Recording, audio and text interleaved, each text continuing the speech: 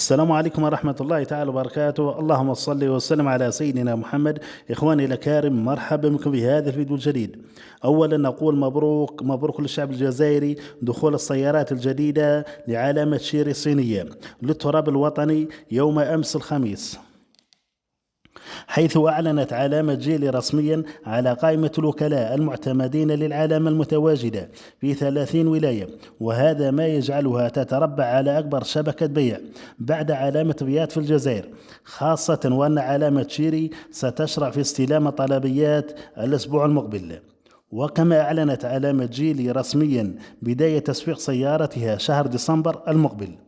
وكشفت علامة جيلي رسميا لوسائل الإعلام عن أسعار سيارتها في الجزائر، والتي تبدأ ب 199 مليون، وستشرع في بيع مركباتها خلال الأيام المقبلة، وذلك بضمان يصل إلى 7 سنوات سير و200 ألف كيلومتر، وهذا ما يعطي صورة واضحة عن جودة هذه السيارات.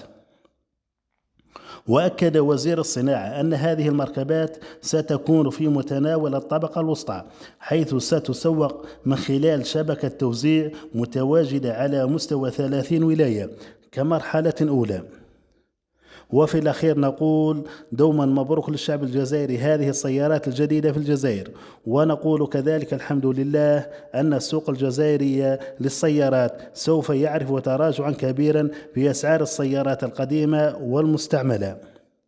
وفي الأخير إخواني الرجاء منكم الاشتراك في القناة لكي يصلكم كل جديد، والسلام عليكم ورحمة الله تعالى وبركاته.